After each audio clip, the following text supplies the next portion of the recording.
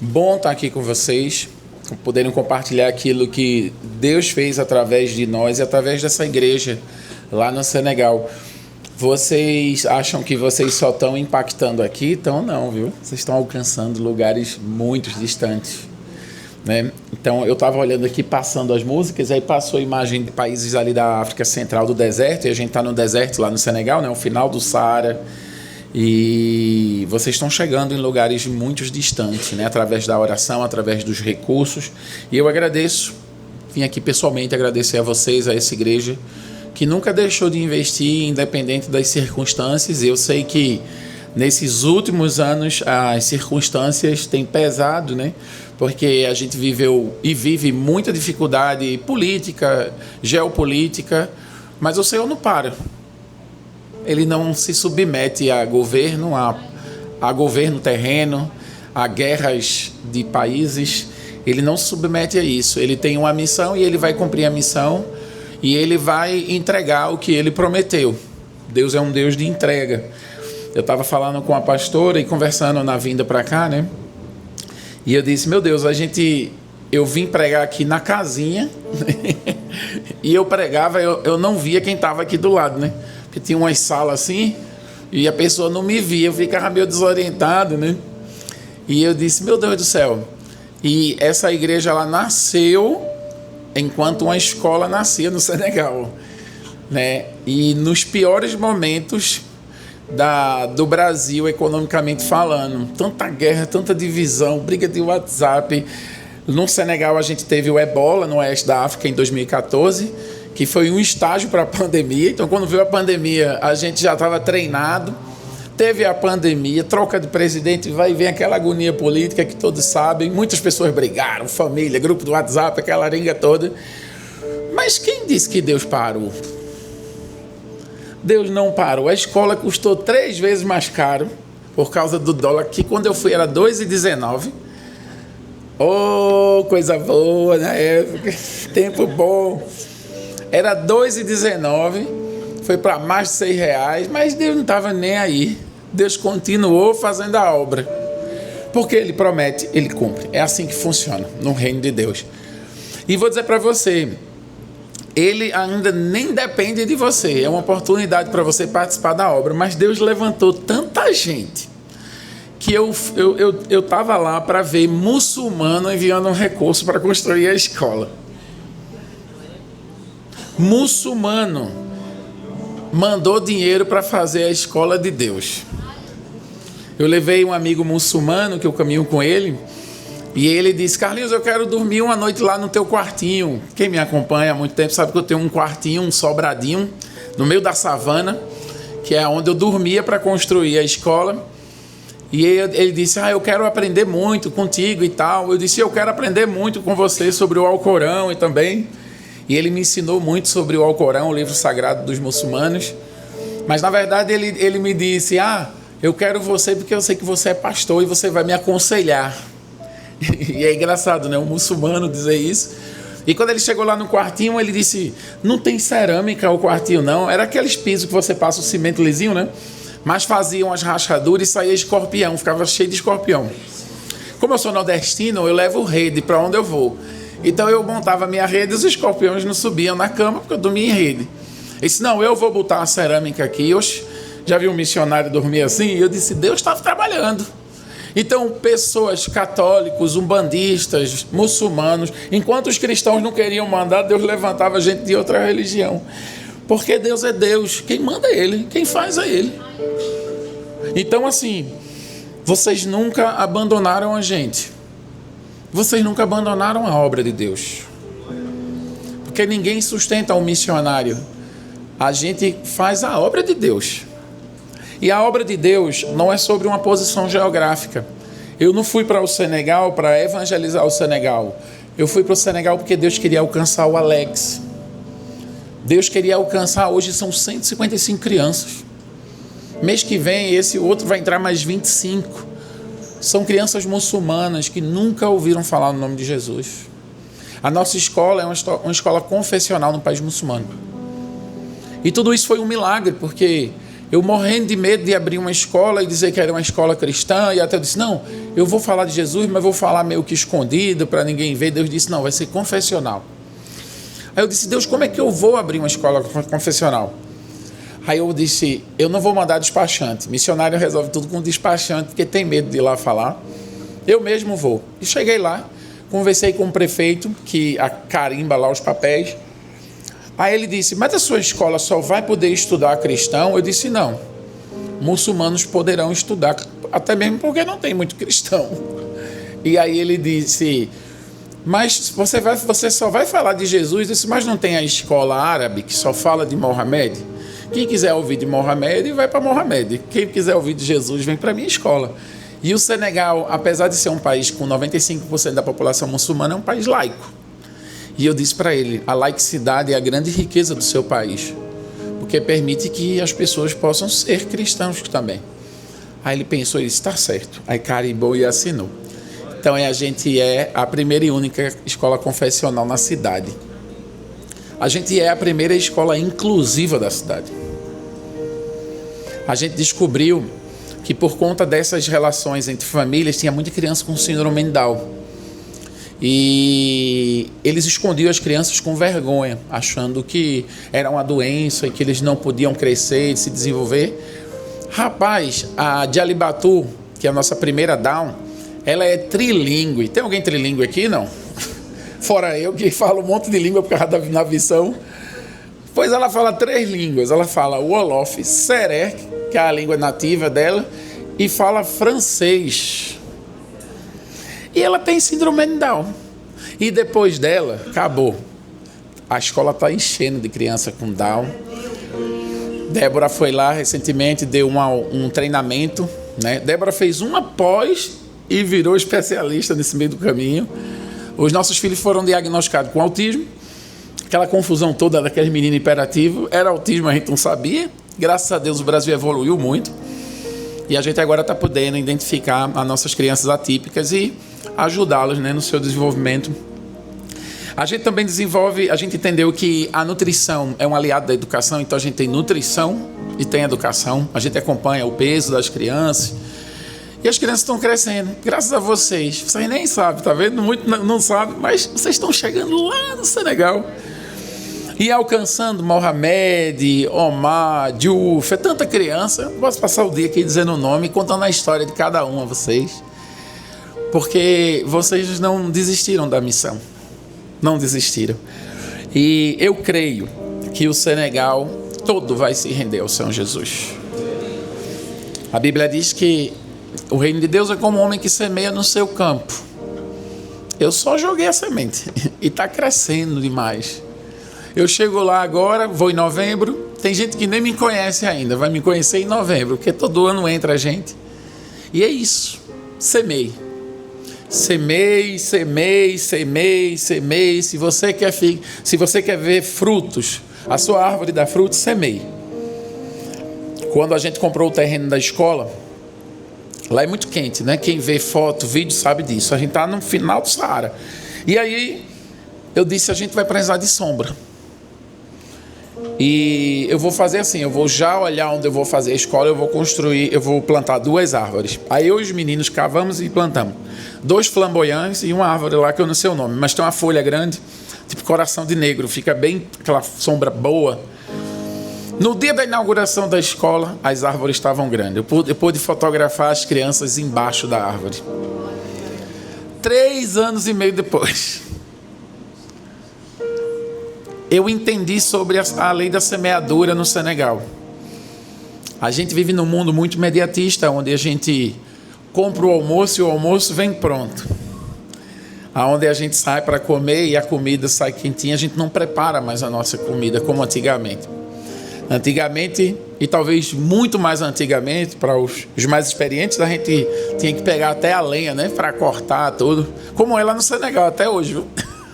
Tem que pegar a madeira, porque não tem bujão de gás na aldeia, né? E aí a gente botava madeira, preparava a comida. Para quem fazia o seu pão, tinha que esperar o pão crescer para comer um pão. Hoje a gente compra o pão quentinho, né? Cheio de glúten, cheio de química, mas compra quentinho. É muito importante que você aprenda a semear. Quando eu comecei a semear, fisicamente falando, colocar a semente e aguar, eu comecei a entender que se eu quero chupar manga, eu preciso plantar a manga para daqui a 4 anos eu colher uma manga. E eu fiz isso muitas das vezes. Eu levava a semente e eu dizia, meu Deus do céu, eu estou com tanta vontade de chupar uma melancia, então vou levar a semente de melancia. Eu estou com tanta vontade de comer uma coisa, eu vou plantar. Mas demorava para crescer. Mas só tem um jeito da gente colher, é plantando. Se você não plantar, você não colhe. Se você não semear na vida dos seus filhos, você não vai vê-los, homens e mulheres de Deus. Se você não sentar na sua casa para ensinar a mensagem do Evangelho, como muitas das vezes eu fiz para os meus filhos não perder o português, e a gente sentava e a gente ensinou tudo isso para eles aqui, ó. A gente leu esse livro. E Carlinhos é o super sincero, né? E a gente descobriu que tudo isso era autismo, né? O profeta. Ele olha e diz, de novo, eu não aguento mais Marcos, pai. Então vamos estudar em francês, vamos estudar em inglês, vamos mudar a língua. Mas até memorizar, você precisa lembrar na hora da evangelização. Você precisa ter de onde buscar na hora que Deus quiser usar você. Quando Deus vai usar você, aonde você busca, o que você busca. E a gente leu a mensagem do Evangelho. Hoje meus filhos pregam a mensagem do Evangelho. Nessa hora eles estão na igreja. Nessa hora que eles estão na igreja, pregando a mensagem do Evangelho e trabalhando para o Senhor. A gente precisa semear. Semeie o máximo possível, para que vocês um dia possam colher. O Senegal hoje, a gente tinha 3 pilares. Educação. Educação é o primeiro pilar da tríade metodista. Então eu não ia fugir disso. Eu disse, eu não tenho como evangelizar se as pessoas não vai poder ler e interpretar o texto, né? Não adianta eu ir com palavras motivacionais, versículos cortados. A gente precisa entender a mensagem, entender a história. Então a gente abriu uma escola. O segundo pilar era autossustento. A gente abriu uma criação de codorna. Aí talvez você diga, mas você é zootecnista, Carlinhos. Eu sou analista de redes. Fiz o curso de teologia no campo. Quando a UMESP abriu, por causa da pandemia, eu aproveitei essa brecha. Fiz tudo no campo, do campo. Mas eu fui na Embrapa, na Emater, em Brasília, e aprendi a criar codorna. Então a gente cria codorna e vende os ovos, e parcialmente a gente consegue custear alguma coisa da nossa escola. E o terceiro pilar era autossustento. Era o protagonismo local. A gente está numa região que é a pior região, é o pior distrito da Igreja Metodista no Senegal, porque ele está numa região muito seca e a língua é muito dura. O Senegal fala 34 línguas. Essa língua é muito dura de aprender. O Serer. A língua franca do Senegal é o Wolof. É tipo o inglês do Senegal. É uma língua étnica, mas que todo mundo fala. E ninguém queria ir para lá. Era a nomeação que nenhum dos pastores senegaleses queriam. E aí eu disse, não, me mande para lá, porque eu gosto de agricultura, eu gosto de comer, na verdade, aqui para nós. Eu disse, e a etnia que o pessoal tirava mais onda, assim, esse povo come muito, são os serés. Eu disse, eu acho que eu vou ficar ali, porque tem comida. E é onde eu consigo semear, né? E aí eu fui para lá, para esse distrito. E nesse lugar, a gente começou a desenvolver um trabalho lá no início do projeto. E eu identifiquei um projeto de nutrição, primeiramente, junto à mulher do pastor local. E a gente começou a acompanhá-los, aprender um pouco da língua. A gente já estava falando a língua Wolof, então era uma segunda língua local. Quando o garoto disse, eu não tenho escola para ir. Uma coisa que me marcou muito foi que, quando ele disse, eu não tenho escola para ir, eu me lembrei do meu tempo de escola. Para quem descobre os problemas de neurodivergência, já mais velho, a gente descobre que a gente não era burro, a gente só não tinha um laudo, né? Agora eu estou laudado.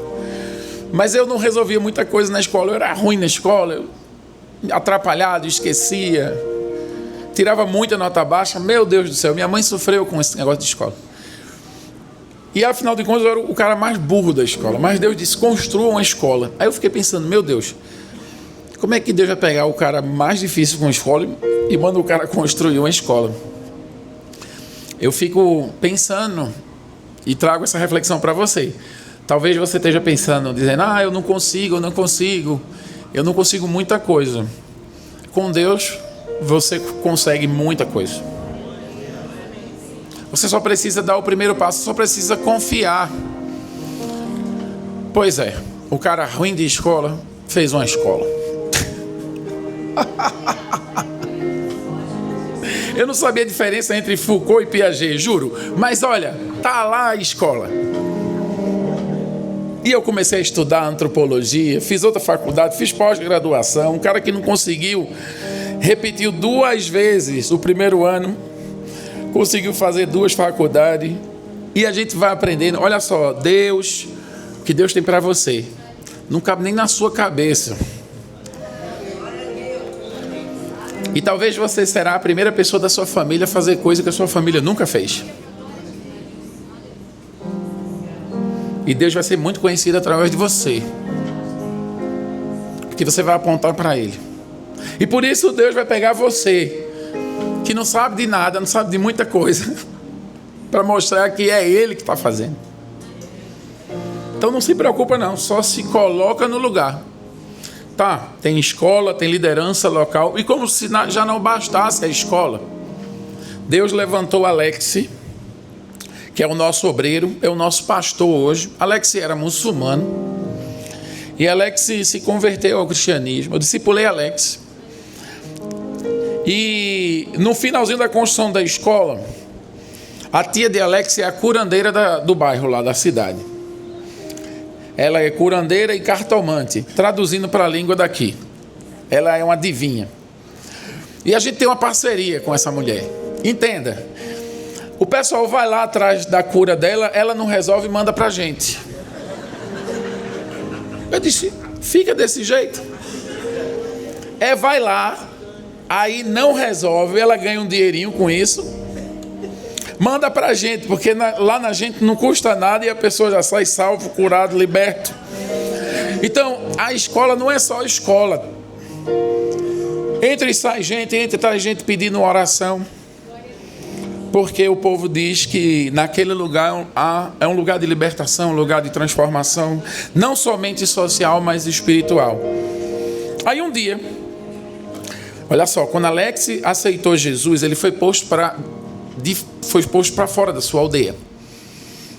Queimaram a casa dele. O pai dele espancou ele, colocou ele para fora. Eu não sei se você já foi espancado por aceitar Jesus.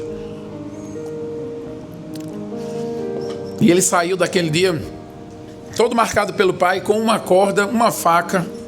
E ele disse, eu vou me matar. É o testemunho dele. Ele foi numa árvore, botou a corda, botou o balde e disse, vou subir. Quando subiu, ele ouviu uma voz, não faça isso. Eu sou o seu pai. Alex desistiu daquilo. Alex foi para Dakar, para a igreja central, a igreja metodista central de Dakar. E quando eu conheci Alex, na semana que ele me encontrou, ele caiu de fome na rua, procurando emprego. Perdeu a família. Olha, numa cultura ancestral, se você perde a família, você perde tudo. Assim como na Bíblia, e a gente vai ler nessa manhã, se você perde a família, você perde tudo. E ele fez curso de informática com a gente e aprendeu, muito inteligente, é o cara mais inteligente que eu já conheci na vida. É Alex Yumbai, o nosso diretor. Pai, o cara é muito inteligente. Ele começou a trabalhar comigo, foi o melhor aluno, virou professor, hoje é diretor da escola. E esse cara foi chamado pelo líder da aldeia que expulsou ele, quando ele se converteu. O homem estava enfermo, em cima de uma cama. E como eu disse para vocês, a nossa parceria lá com a feiticeira está funcionando. Porque o cara gastou o dinheiro dele todinho com a mulher, não deu certo. E aí chamou o Alex. Alex orou e o homem foi curado. Nesse momento, olha, são 11 horas. Nesse momento, está tendo um culto lá. Ele está sentado num banco da igreja, que foi construída na aldeia de onde Alex foi expulso quando se converteu. assistindo Alex pregar, porque nasceu uma igreja lá. De usura, palavra descontinuada, né, do nosso vocabulário. De usura, Deus deu uma igreja, não só uma escola, deu uma igreja e transformou o menino em um pastor e um grande líder local. Ele está lá pregando como um leão a palavra de Deus no país que tem 95% da população muçulmana. E o líder da aldeia que colocou Alex para fora está lá sentado ouvindo a mensagem do Evangelho. Então esse projeto que vocês fazem parte, esses projetos que vocês mandam dinheiro e oram, está acontecendo tudo isso. E pode acreditar, foi mais do que eu pedi e foi mais do que eu pensei. Porque é isso que Deus tem para nós. Mais do que pedimos, mais do que pensamos. Amém? Então vamos ler a Bíblia juntos? Abra sua Bíblia aí no livro de Samuel, 1 Samuel.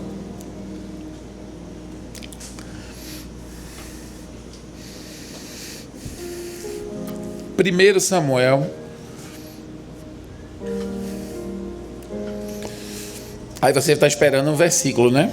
Mas eu vou ler 1 Samuel. Rapaz, eu gosto muito de ler Bíblia. Eu tenho dislexia. Descobri há algum tempo assim, né? Eu tenho dificuldade para ler e para escrever, já pensou? E normalmente eu leio ouvindo.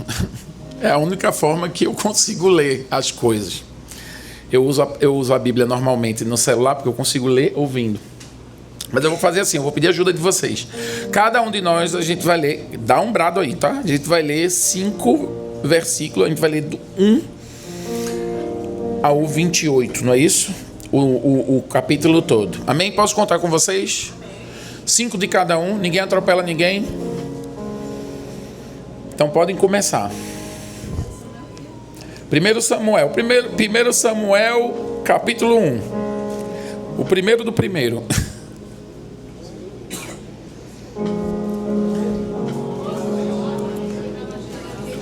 Calma. Uma pessoa lê do 1 ao 5, outra pessoa lê, tá? Senão vai ficar aquela confusão, aquele coral desafinado. Pode começar. Deus, obrigado pela tua palavra nessa manhã, Senhor Deus, que ela entre nos nossos corações, no lugar mais profundo, Pai, como uma espada de duplo corte, Senhor Deus, alcançando, Pai, o mais profundo do nosso coração, em nome de Jesus, amém. Podem sentar? Essa história é uma história muito interessante, porque ela fala de sacrifício. E eu lembro muito bem, na época que a gente estava indo, na época que a gente foi chamado para missões, né? Como muitos de vocês já sabem, eu já contei essa história aqui. Débora trabalhava no Banco do Brasil, eu tinha uma empresa. A gente estava vivendo a vida, financeiramente falando, a vida que a gente pediu a Deus.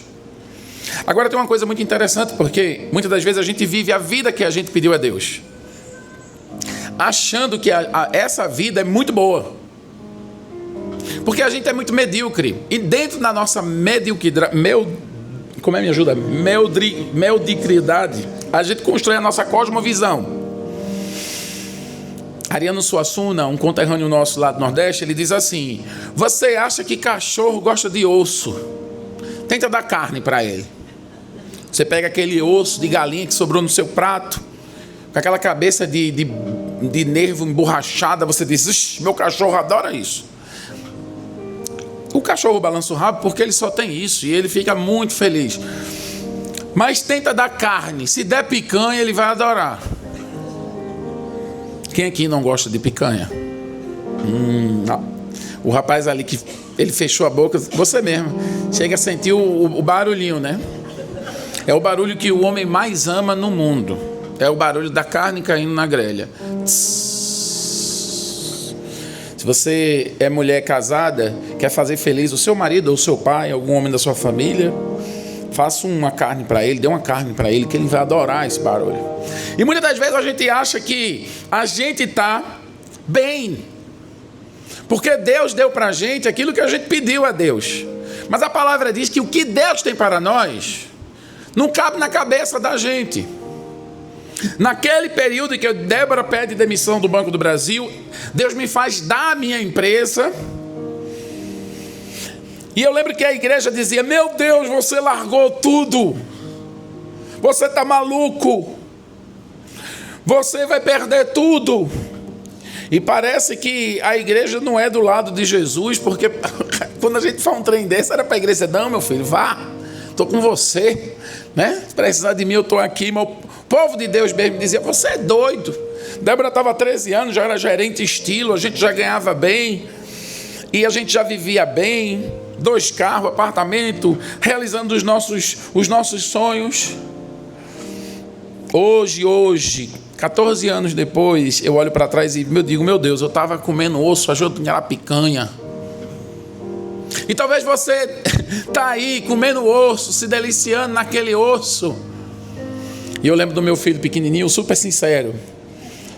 A gente fez uma costela no bafo lá no Senegal. Para fazer algumas coisas de comida lá, eu tinha que ir no matadouro, ver o boi morrer, para pegar a carne. Porque na carne na rua tinha muita mosca. Era comer e dor de barriga, comer e dor de barriga. Aí eu pegava aquela costela cheia de toxina, limpava, temperava, botava no bafo. Eu lembro dele chupando aquele osso da costela. E ele me veio com uma frase, ele disse: pai, o que o senhor vai fazer com esse osso? Eu disse: meu filho, eu vou jogar fora. Você roeu ele todo dia. Ele fez: guarda para fazer uma sopa. Ele tinha dessas coisas, o osso todo chupado, todo ruído. Mas muitas das vezes você está com esse osso chupado e todo ruído na sua vida, achando que você tem muita coisa. Porque é o que a sua visão, a sua cosmovisão permite você enxergar. E você está dizendo: Deus, Ele me deu bênção, Ele me deu vitória, Ele me deu aquilo que eu precisava, glória a Deus. Agora o litro de azeite está cheio e eu vou usufruir desse litro de azeite que o Senhor me deu. Mas o que Deus tem para nós é muito mais do que pedimos ou pensamos. Naquele momento, o que eu tinha era o Banco do Brasil e a empresa.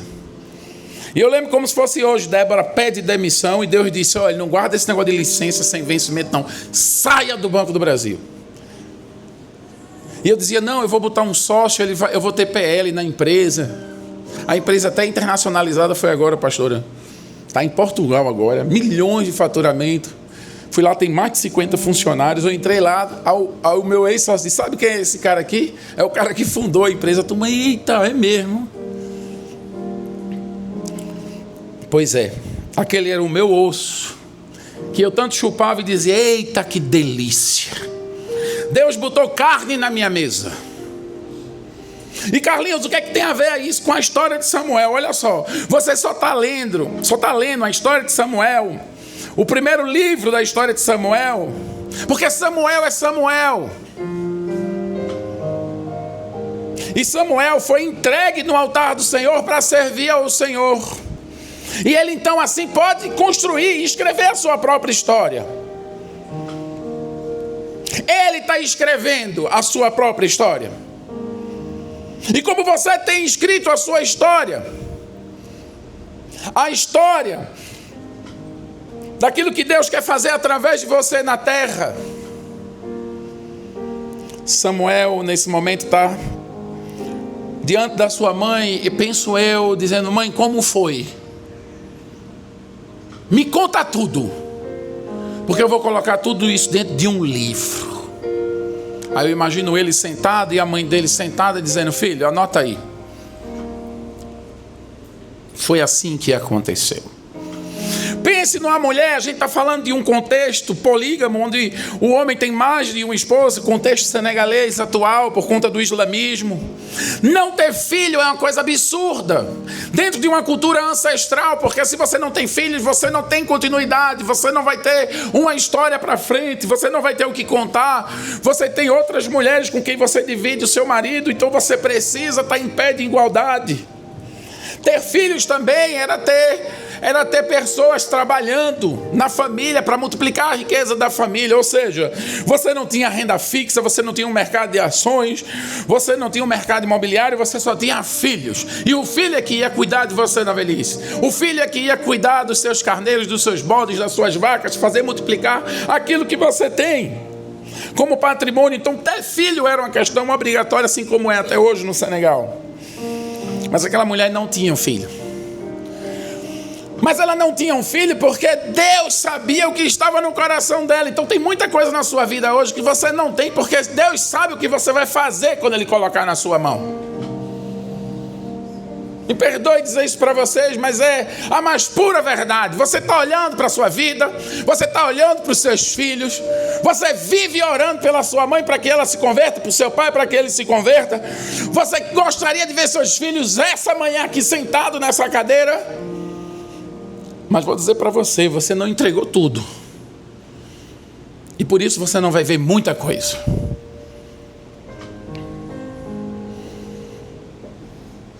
Débora mandou um vídeo essa manhã. Ela estava com a minha mãe na igreja. Minha mãe não suportava igreja evangélica. Minha mãe veio de terreiro, veio de igreja católica, aquela mistura toda. E com todos esses escândalos de pastores e misericórdia, ela disse: para que eu vou para esse lugar? Um certo dia, há 3 anos atrás, eu fui pregar numa igreja do Nazareno, do lado da casa dela. Eu disse: mãe, vou pregar perto da sua igreja, da sua casa. Ela fez: vou ver você pregar.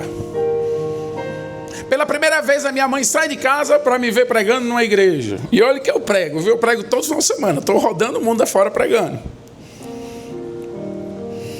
E eu não sei como é que você se sente falando para sua mãe, mas eu tremo na base, porque é minha mãe. E ela é muito importante para mim. E ela ali sentada e eu pregando, e ela cheia de orgulho, vendo o filho dela aqui em cima falando, para uma igreja lotada. E no final eu faço o apelo. E eu estava olhando para as pessoas e o pregador, ele já sente aquela frieza vindo, né, pastor? Aquela frieza vindo do público, e eu dizendo: meu Deus do céu, vou fazer o apelo de olho fechado, porque eu creio que alguém vai se entregar para Jesus essa noite. Eu fechei o olho, e quando eu abri o olho, estava minha mãe chorando no altar. Então é preciso crer, mas não só crer, mas se entregar. Não adianta somente você crer, você precisa crer. Creia, observa, não diz assim? Você precisa viver de olho na palavra, naquilo que o Senhor tem e prometeu para você. Você precisa ir para a rua, você precisa pregar o evangelho. Você precisa ser testemunha viva de que aquilo que você prega e faz é verdadeiro, é real. A minha mãe foi porque ela tem visto isso na minha vida. E Débora mandou o vídeo. Está na igreja aqui comigo, ela cantando, louvando, olhando assim para o teto da igreja como se estivesse vendo Jesus. Meus filhos a essa hora estão na igreja. E vou dizer para você, não é mérito meu não, porque se dependesse de mim, meu Deus do céu, estava tudo desviado.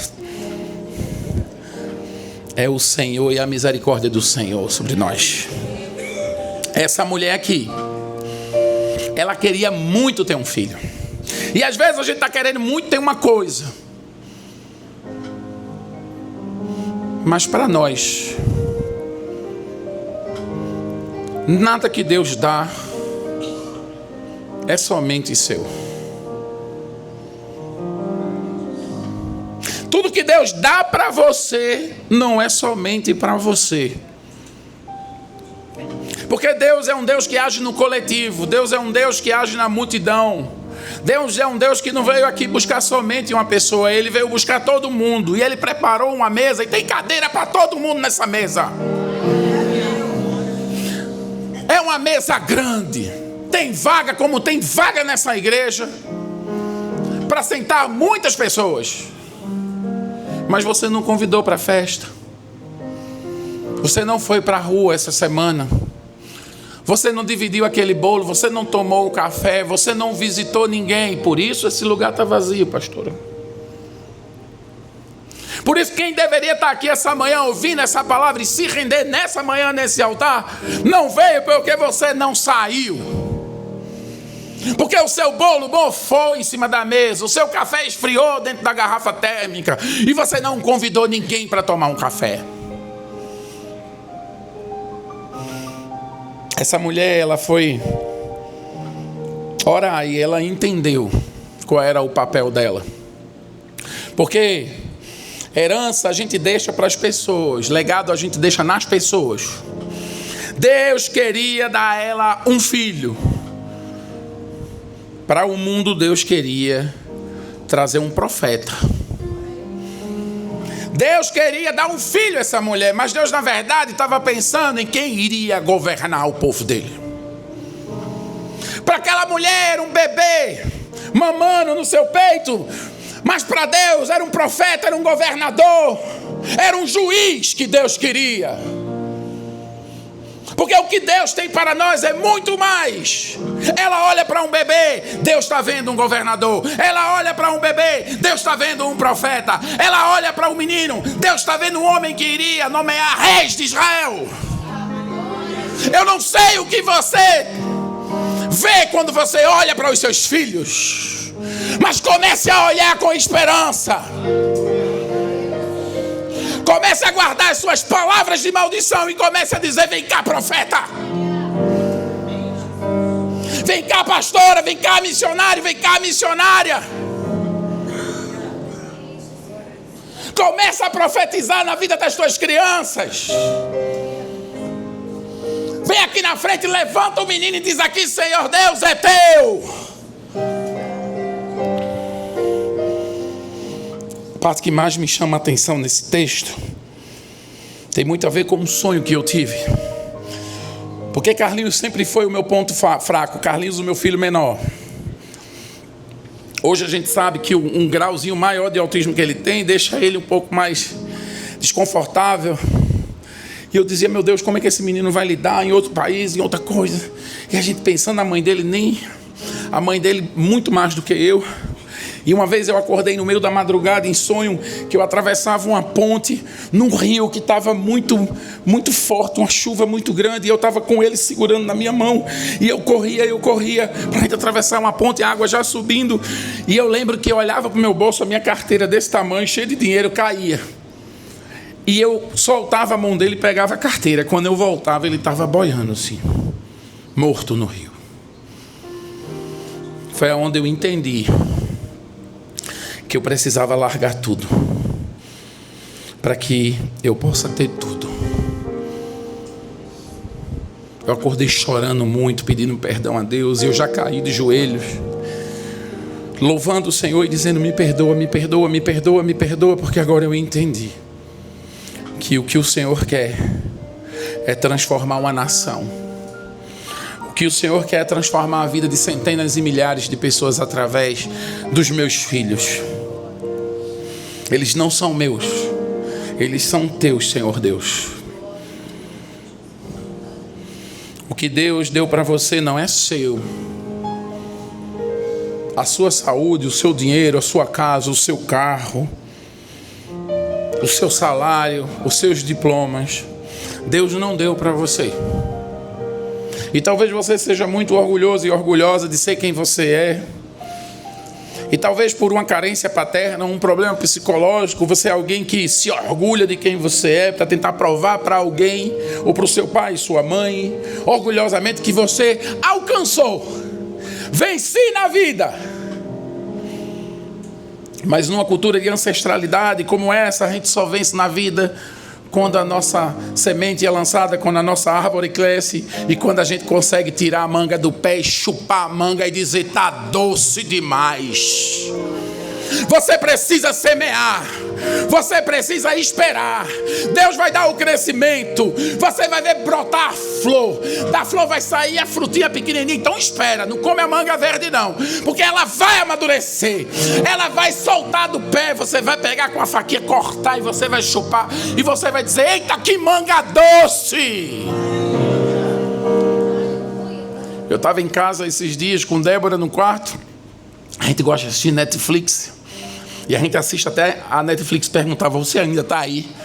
Não sei se vocês vivenciam isso em casa.